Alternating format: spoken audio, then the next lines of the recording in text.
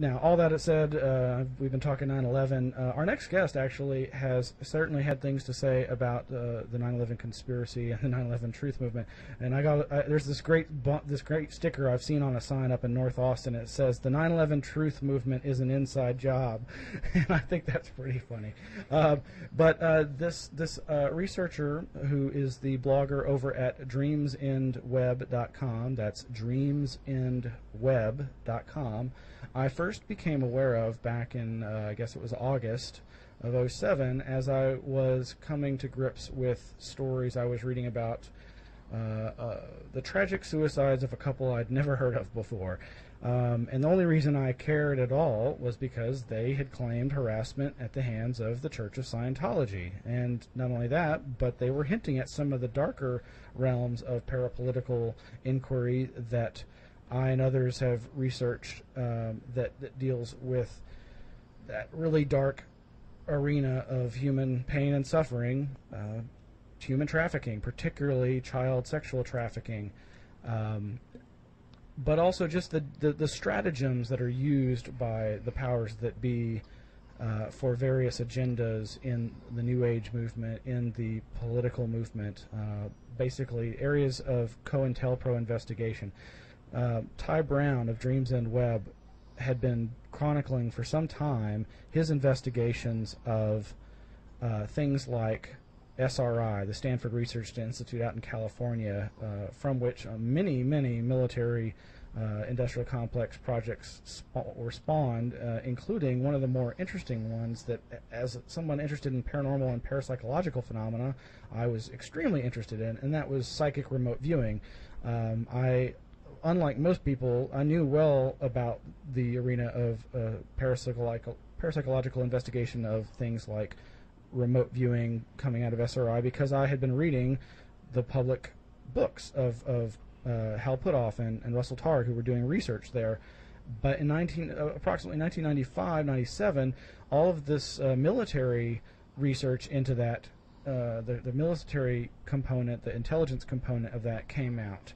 And boy, is it a big component. In fact, the research that I was reading about that was being published publicly was just the tip of the iceberg of what was going on with the American military-industrial intelligence complex. They were training people to be psychic spies. And in fact, I just finished Paul Smith's of Round Rock, Texas's tome that chronicles the history of the military's remote viewing program, Reading the Enemy's Mind.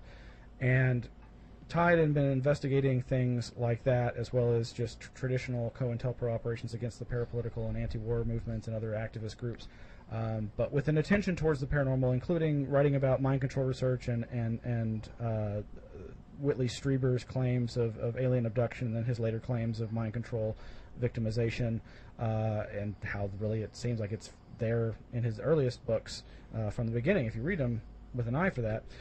Anyway, Ty was exploring something. I'm just going to go ahead and bring Ty up and let him try to give a better description of this. But let me just also say that we're going to get into the area of recent activist movements against the cult of Scientology. Now, Ty, can you hear me? I sure can. All right. Ty, I want you to meet my good friend Mack White. Mack? Hello there, Ty. Hi, Mac. It's nice to meet you. It's good to meet you. I know of you online, but it's nice to meet you by voice anyway. Yes. And you can hear both of us all right? I hear you great. I hope you can hear me. I'm on a cell phone. I'm actually at a friend's house in a part of town I'm not usually calling from, so hopefully the connection is... You're coming in loud and clear. Yeah, I just wanted to make sure everybody could hear each other. And I'll congratulate... This is your year anniversary of the show. Is that right? Is that what the... It's also the occasion of Mack White's retirement from his day job. That's right, which is what makes it possible for me to come down here into Austin to Anomaly Studios to do this, because while I had the day job, I had to get up the next morning at 5 in the morning, and it would have been difficult to come down here into Austin and then drive back home. So this is my first show here where I'm not phoning it in. Well, congratulations on both those things. Thank you. Thank you.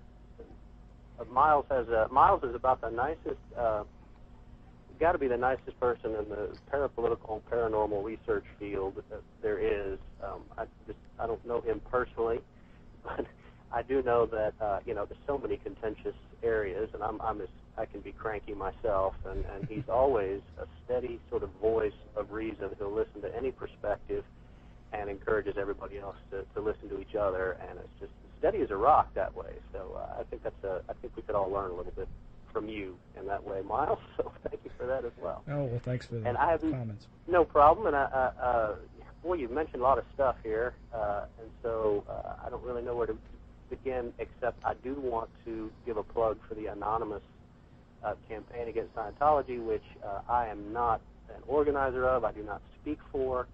I missed the first few minutes of the show. I don't know if you actually mentioned that particular thing, but I can start people on the way to getting a little bit more information about that if you'd like, and then we can just take it where you want.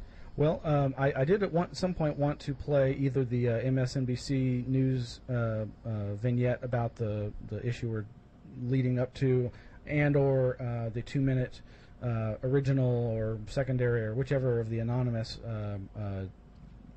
YouTubes that we want to play. I find it a fascinating subject, and it's, of course, incredibly interesting the way what you've been doing since July of last year has kind of led to this. That in and of itself is a rather interesting thing to me. Interesting doesn't begin to describe it, and I'm now, I'm almost at the point where I'm checking my own wife's ID before she gets into bed, because it's been a wild ride. I have people who have been messing with me online, saying there were people that weren't. Some people have admitted that it was just a joke, but maybe it wasn't just a joke, and this all having to do with the Teresa Duncan stuff, and that, that's crazy making enough. And then all of a sudden, just within a few months of when Teresa Duncan, who claimed that Church of Scientology was harassing her, and by the way, I looked into those claims and found no outside cooperation for that whatsoever, so I did look. I'm just reporting to you what she said. And all of a sudden, there's this explosion of anti-Scientology stuff. There's this Andrew Morton book about Tom Cruise that goes into some of the stranger things about Scientology. There's the Tom Cruise video, which was leaked. And what I'm convinced of, and have absolutely no evidence of, but that's something in paranormal, parapolitical research I wish people would learn to say. I have no evidence of this, but it sure seems to me that there's some people inside Scientology, perhaps, who can't speak out publicly, who may be helping to make some of this stuff happen. And if that's the case, I have a feeling there's going to be more of that happening. So let me you'll play maybe the video, but it's an exciting thing, and the reason this movement, they call themselves anonymous, and the reason it's exciting is it's this entirely new model, or maybe a very old one that's coming back, I don't know, but it's a very different model of political organizing, if we want to call it that. It's leaderless, they're anonymous, decisions are made just in local groups. I guess people get together on these IRC chat channels and just sort of talk things out, and just sort of make decisions, but there's no way to identify one person and arrest that person or neutralize them in some kind of way, as much as, for example, Martin Luther King might be a hero of mine.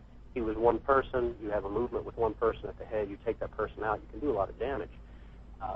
So they decided they wanted to take on the Church of Scientology. It came out of a sort of a strange, to me, because I'm not familiar with the internet subculture, and these guys all knew each other from various discussion boards, and most of them are fairly young. They have a lot of their own lingo and slang, and they were doing things that I wouldn't particularly find that important, almost seemed kind of juvenile. And what really ticked them off about Church of Scientology was the Church of Scientology's continuing and perhaps increased efforts to censor internet criticism of themselves.